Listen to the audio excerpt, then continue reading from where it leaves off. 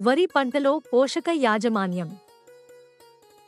భూసారాన్ని బట్టి రసాయనిక ఎరువుల మోతాదు నిర్ణయించి నత్రజని, భాస్వరం, పొటాష్, జింక్ నిచ్చే ఎరువులను సమతుల్యంగా వాడాలి.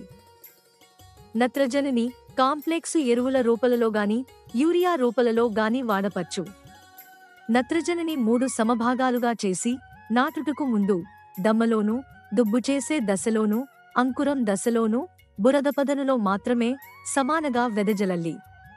36 నుంచి 48 గంటల తర్వాత పలుచగా నీరు పెట్టాలి.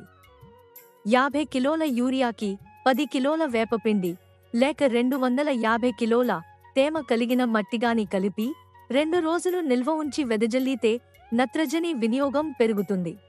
మొత్తం భాస్వరం ఎరువును దమ్ములోనే వేయాలి. పొటాష్ ఎరువులను రేగడి నేలలో ఆఖరి దమ్ములో పూర్తిగా ఒకేసారి వేయాలి. అంకురం ఏర్పడు దశలో మిగతా సగాన్ని వేయాలి. కాంప్లెక్స్ ఎరువులను పైపాటుగా దుబ్బు చేసే సమయంలో గాని, అంకురం ఏర్పడే దశలో గాని వేయకూడదు. దమ్ములోనే వేయటం మంచిది.